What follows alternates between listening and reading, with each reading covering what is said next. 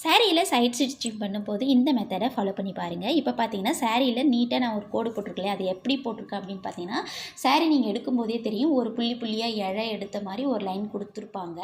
அந்த இடத்துக்கு நேராக நீங்கள் கட் பண்ணி சாரி வந்து சைட் ஸ்டிச்சிங், அதை முந்தானி ஓரம் அடிச்சிங்க அப்படின்னா நீட்டாக ஃபினிஷிங்காக வரும்.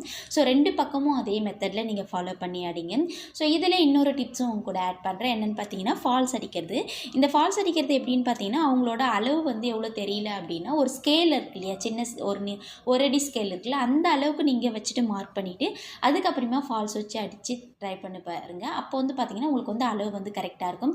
அதேமாதிரி ஃபால்ஸ் அடிக்க ஸ்டார்ட் பண்ணும்போதே அந்த இடத்துக்கு நேராக ஒரு பின் வந்து குண்டூசி வச்சு பின் பண்ணிக்கிங்க. அதேமாதிரி முடிக்கும் போது அந்த இடத்துக்கு குண்டூசி வச்சு பின் பண்ணிவிட்டு அதுக்கப்புறமா நெக்ஸ்ட் ஆப்போசிட் சைடு அடிக்கும்போது பண்ணிங்கன்னா உங்களுக்கு ஃபினிஷிங் கரெக்டாக நேராக வரும்.